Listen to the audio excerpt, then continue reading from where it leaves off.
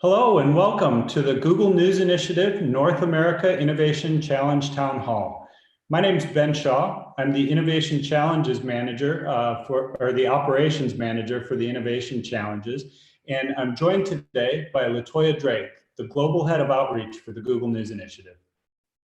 Hi, everyone. Thank you so much for joining us. We appreciate everyone's time and giving us a little bit of your attention today. Let me start off by saying that we respect and recognize the fact that these are really unprecedented times for everyone. And we could never have imagined a month ago when we launched this innovation challenge that we will be where we are today. So we are respectful of the fact that this is a very critical time for journalism, for news, for yourselves and keeping yourself safe. And we are respectful of that.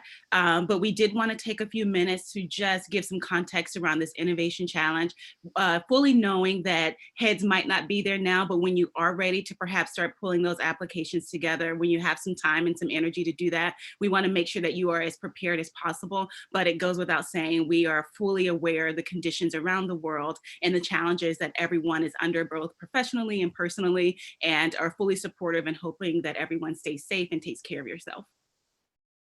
Thank you, LaToya. Well said. A little bit of housekeeping before we start. We're going to give you an overview slide presentation, but if you'd like to ask us questions, do so in the chat field right to the right of the video screen on the YouTube page. We can stop during the middle of the slides if there are pertinent questions, but we'll also have a question and answer session at the end where we can field any clarifying questions that you might have for us. So with that, LaToya, I'll turn it back to you. So again, as I mentioned, we launched this challenge just about a month ago, and this is really in line with the work that is important and core to the Google News Initiative.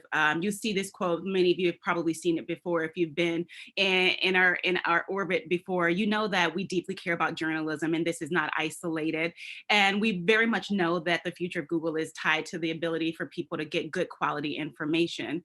So very quickly, just by way of framing, the Google News Initiative, the GNI, is really focused on three core things. One of those is involving business models, elevating quality journalism, and also empowering newsrooms with technology. So everything that we do falls under that rubric. It falls under those lenses, and it's what we hope we are accomplishing and think that those are important to all of your business needs.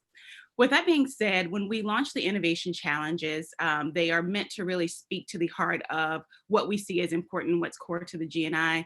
We have launched these around the world. It is very much a global program. We've launched them in North America, EMEA, LATAM, and also in APAC, and have done quite a bit of work in terms of spreading the resources around and making sure that you have what you need to really innovate and come up with new ideas and think about new business models, also helping you think about what is the future and how can we share some of those learnings. So our goal with these challenges are not to do things in isolation, but really empower the creation of new business models and think about how we share that knowledge so that others can learn from the great work that you're doing.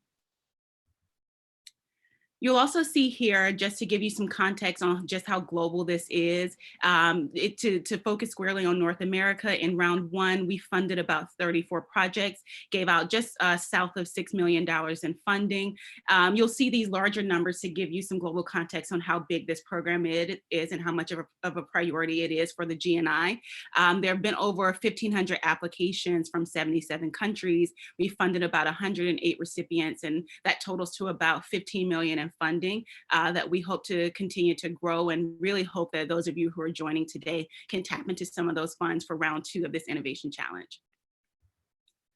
With that being said, we looked at the work that we did last year and thought critically about how we can have an impact in round two of this innovation challenge. So we launched the project around sustainability through diversity. And what we mean by that is, how can we support publishers, individuals who want to address their diverse audiences or really want to better understand the communities that you serve? And to really put a fine point on that, the thing that we're thinking about, and we hope to make very clear, is we're thinking about closing the gaps. So as you are thinking about your projects and putting them together, how do you close the gaps? We're thinking about diversity, equity, and inclusion, and what that means. So Who is affected by the gaps in your coverage? What's the size of those gaps? How will this funding help you close those coverage gaps? What is the impact of that gap on the community? And then what will the future look like when your project is completed? So that says a lot, and we hopefully want to really give some clear context on the types of projects that we are encouraging and how to think about the framing as you think about who is the audience that you're trying to address through that DEI lens. With that being said, I will turn it back over to Ben to talk through some of the finer points of the challenges. Great, thank you so much, LaToya. So there's a lot to unpack in that theme, and I think it's a really exciting and very timely topic for us to be prioritizing with our innovation challenge. One is that we want publishers to be thinking about ways that they can address their diverse audiences and close those gaps, as LaToya just mentioned. And then really through that, better understand your entire community. But this is also about sustainability. The innovation challenges are all about finding ways to sustain media. Last year, the North American Innovation Challenge was all about generating revenue and driving audience for local. And it's still about local this time, and it's still about sustainability. But we really want local publishers to think about who is your entire community? How can you better serve the entire community by finding those gaps, assessing them, and trying to close them in innovative ways? Do you have to be a local news publisher? Yes, you do, but it can be an organization of any size. We'll talk about that in a bit, but you can be a large company, a small company, an academic institution, a freelancer, or a sole trader, but you have to be producing news in local markets. Now, so we think about that theme. What are some examples of projects that might fit that? Well, we have a number of examples that were funded last year that would fit the bill here. And if you'd like to review all of the recipients globally, including North America, you can go over to our short link there, g.co/newsinnovation, to see the full list. A few examples, though, are La Noticia in North Carolina.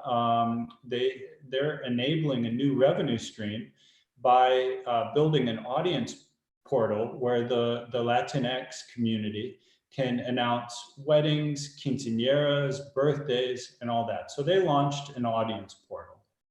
OK Player in New York is launching a crowd-funded investigative reporting platform for high demand local reporting. So they're able to find source stories and then get the funding to tell those very important stories. Where Kelvin Boston at Boston Media is helping to build a toolkit to help African-American newspapers successfully launch branded streaming TV services on Roku. But that's not the only thing.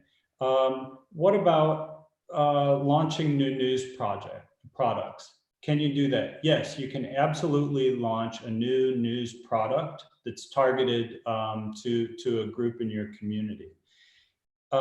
However, keep in mind that the Google portion of the budget can go to things like project management, engineering costs, platform development, but we only fund 70% of a total budget, and that portion of the budget would not include editorial costs. The portion that you bring to the budget could absolutely include editorial costs, but it's just a small note. Another example is 3 nonprofit news organizations in Wisconsin called News 414 came together to use innovative research and technology techniques to discover the information needs of the residents of the very poorest neighborhoods in Milwaukee and get that accountability journalism to those said residents over text message, over their cell signals. So that's another one that was previously funded. But what about building and empowering subscription models that build loyalty among underserved audiences? Or how could you use machine learning to understand your audience and to find different ways that you can improve your coverage, like understanding coverage bias or the potential business impact of overlooking some of these communities? Let's go on. We have a couple of good questions here, so I'll just stop and read one. So Dominique Harrison said, hello, did you just say that you have to be a local publisher of local news to apply for this challenge? Thank you, Dominique. That's a great question. This is open to all news innovators. Online only players, news startups, publisher consortiums, academics, local industry associations, you're all eligible to apply, including freelancers. You should be operating in a local news market is the main thing. So you should be producing news in a local news market. I hope that answers your question. Nunzio Lupo asked, could you go over the part about which can be funded at the 70% number? That went by kind of fast. And thank you for that question, Nunzio.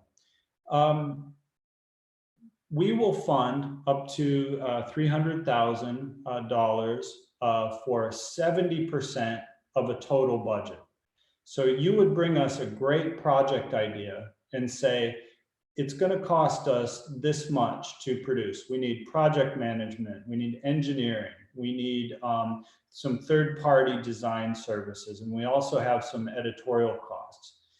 We would be able to fund a total of 70% of that total budget. So you would need to bring, whether it's in staff time or other costs, 30% of the overall budget. I hope that clears that up, and if not, we can field that in the question and answer section.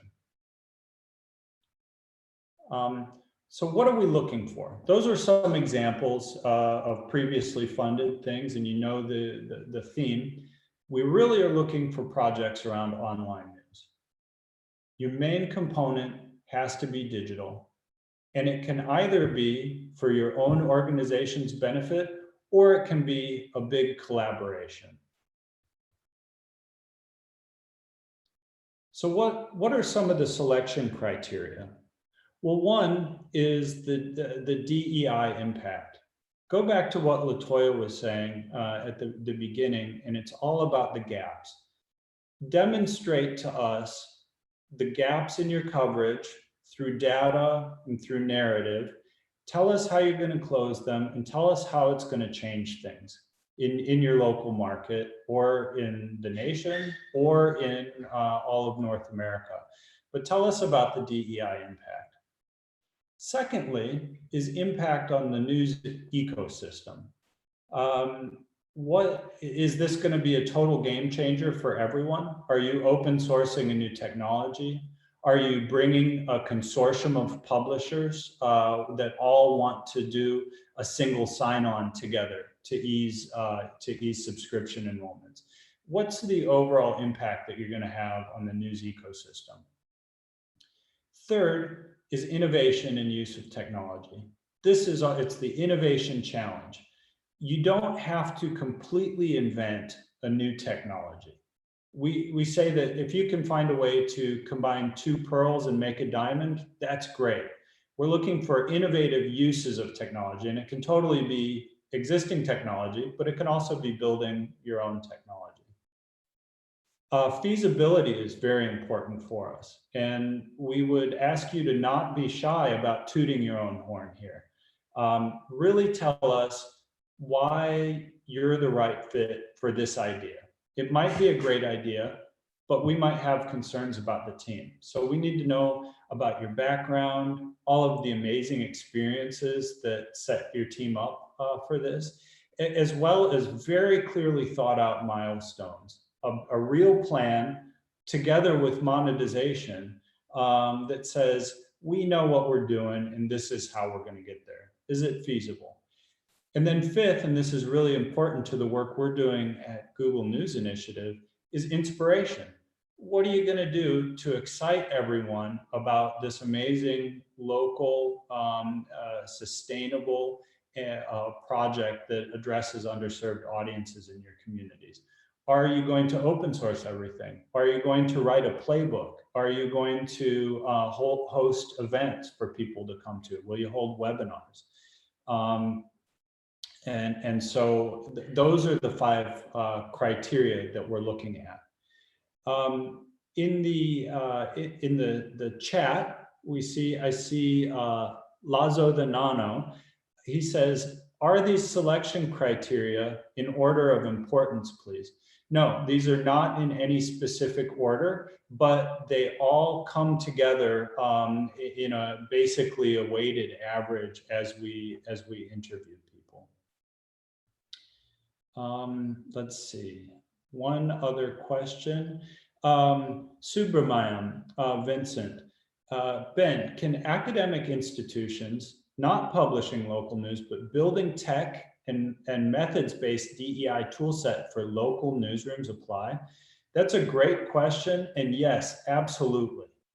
I would say in your situation though, it might be a good proof of concept to bring a publisher with you to say, we're developing this, we've talked to this publisher, they think it's an amazing idea and they'd like to co-develop it with us.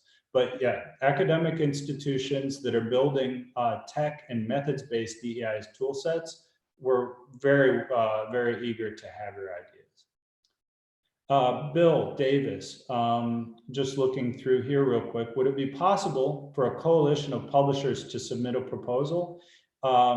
Yes, and with one publisher serving as a fiscal agent, yes, indeed. We, on a collaborative effort, we would only have one partner, and then the lead partner would manage the other partners. But that's a little detailed, and we can get to that in the question and answer as well. So those are how we're going to review the projects as far as our criteria. But how are we going to make a decision? We're going to wait until the application window closes, which is on May 12th at midnight or 11:59 p.m. And then after that, we're going to have a two-layer system. We're going to have a project team and a jury. In the project team are Googlers from regional and global teams that'll come together to really surface the great ideas that should be investigated further. We'll create a short list, and then we'll interview everyone on the short list, and then we'll take some recommendations to a jury. The jury is going to be made up of Google executives and possibly some external experts, and they'll take a vote and make a final decision. So since there was a timeline question, I'll just go here and then I'll briefly go back to some do's and don'ts, and we'll get to your questions. The timeline is that we opened on February 26th, 2020. The application window closes on May 12th. As LaToya said, we realize that this is a real time of disruption.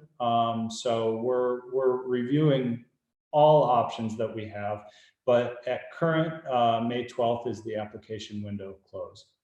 We would look to have an announcement in August for the results, would be the timeline. So the tips for you. What are some do's and don'ts? Please go and read our terms and conditions very carefully. We have a well laid out terms and conditions. And then the project team that LaToya and I are members of really took a lot of time thinking about frequently asked questions. So you can go to our website at g.co/newsinnovation and look at that FAQ.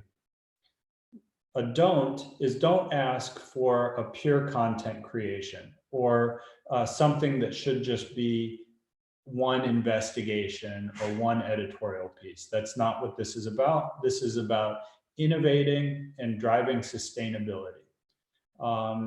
Projects should not be any longer than 12 months. You should be able to execute this And it doesn't mean you have to see all of the results just yet, but you would have to have something launched in 12 months. As I mentioned, collaborative projects are welcome, that you need to include clear indicators and a defined monetization component if that's relevant. And really think about the impact on the news ecosystem and the impact in those gaps in your coverage of your community, and how you can improve both your work and your community in doing so. And then describe how you plan to share learnings of the project. So before we get into the question and answer, I'd just like to say that the whole Innovation Challenge project team is real humans made of real people. We're not a bunch of algorithms behind a web page. If you have any questions, please write to us at nagnichallenge@google.com. And our team can either answer your question or even set up a video call directly with you to talk about your questions. We can't comment directly on the merits of a project, just out of fairness to other applicants, but we are there. We want to answer your questions. So let us know on nagnichallenge@google.com. So that's the short link again. And I think we have some tremendous activity in the chat window, but why don't we start out with a question for you, Latoya. So we know that in terms of the industry and ecosystem, the local news publishing industry is facing some very acute challenges. This time around, for the second challenge, we're turning the spotlight on diversity, but still with an eye on driving sustainability. Can you put some more thought around this point? Absolutely. And I want to be very clear that we were intentional about this.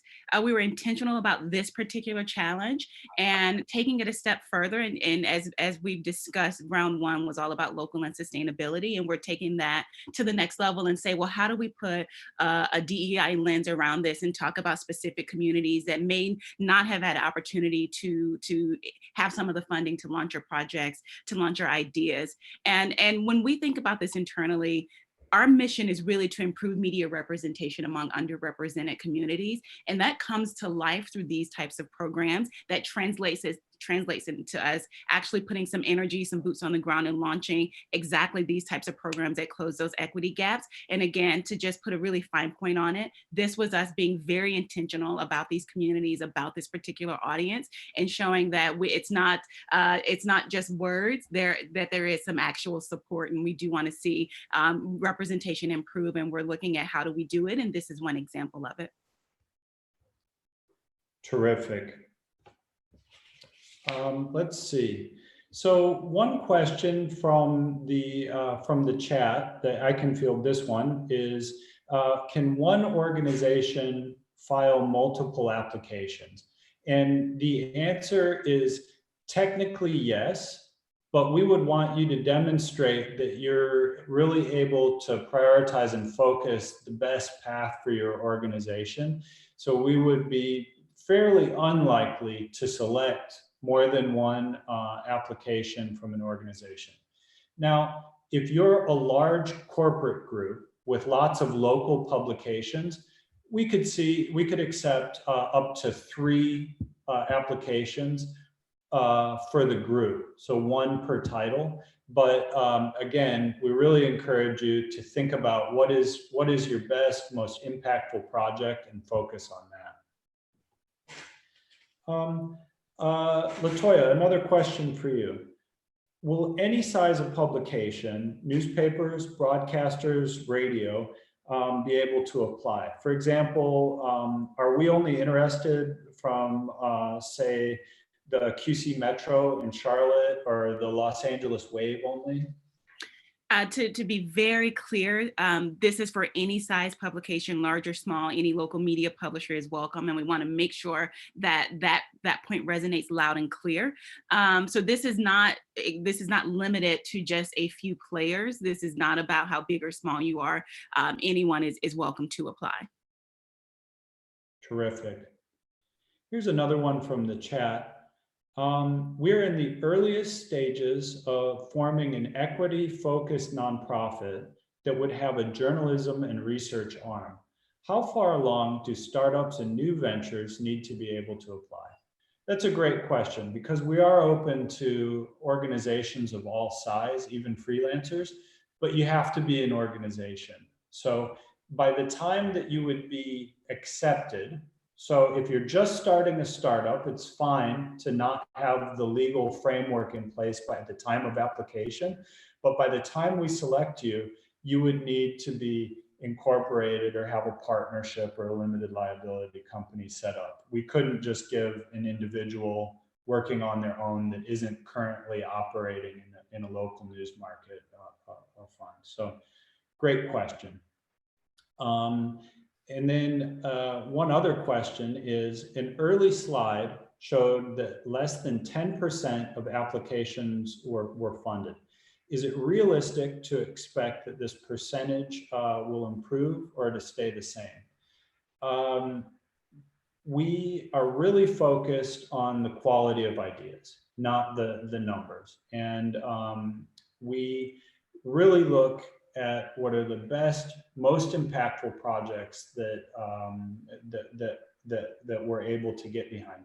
That being said, there is a lot of demand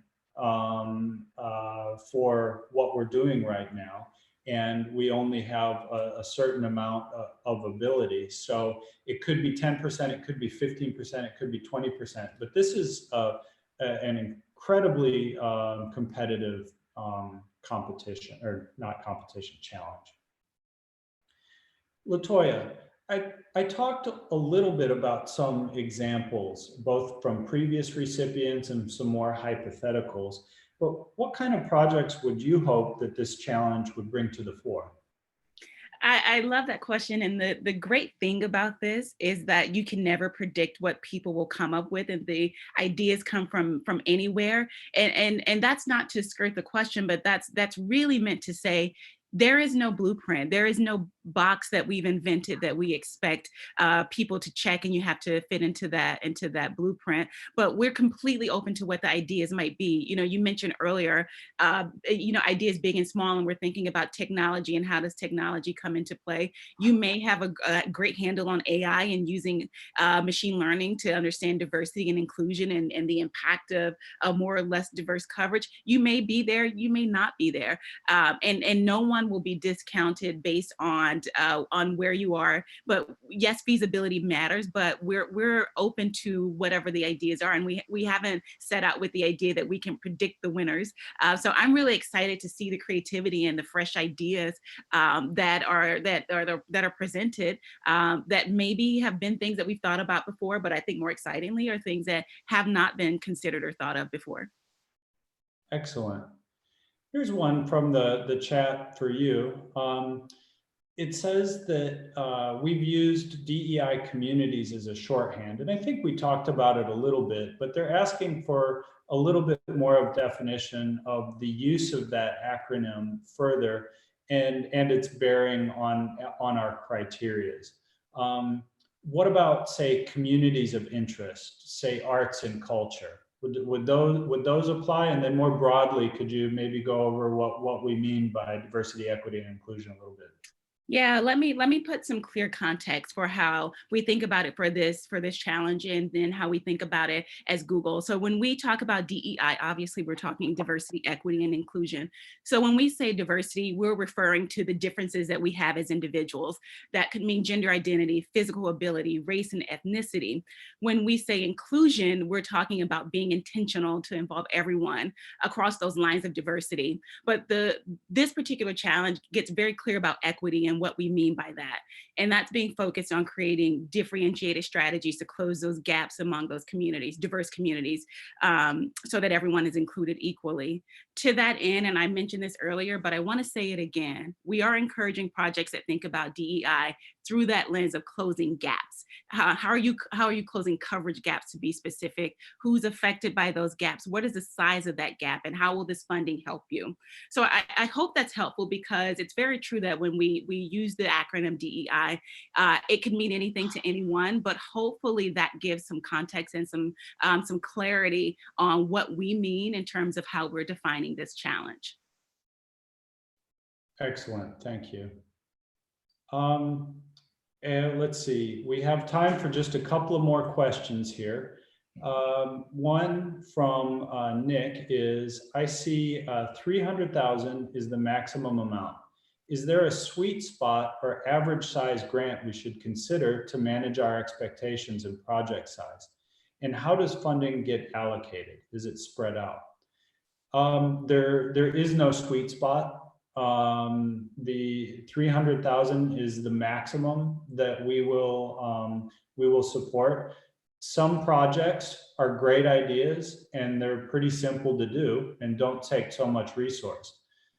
Some projects are amazing and massive and require a much greater investment from the project owner than 30%. Sometimes we see, $1 million projects coming to us, and we can still only fund up to the maximum of 300,000, but we think it's a great idea. There really isn't an average, and again, we're really not focused on spreading money out or top line number of applications. This is really, as LaToya said, activating you all as a news community, finding great ideas about this topic, enabling them, and sharing the successes that we see with the rest of the industry. So making sure that the plan that you build around that amazing idea is going to be feasible and successful is more important than really hitting an overall dollar number. Let's see. And I think that is it. Oh, and Lazan Nanano says, great context, LaToya. So thank you for that. We are out of time. Thank you all for all the participation in the chat. And thank you, LaToya, for joining us and giving that amazing context. I'd just like to end by saying thank you to all of you. Good luck. Please write us at nagnichallenge@google.com with your questions if we were not able to get to something that you had. There will be a recording of this video on this page if you'd like to review something. And please go to g.co/newsinnovation to learn more and to apply. So thank you.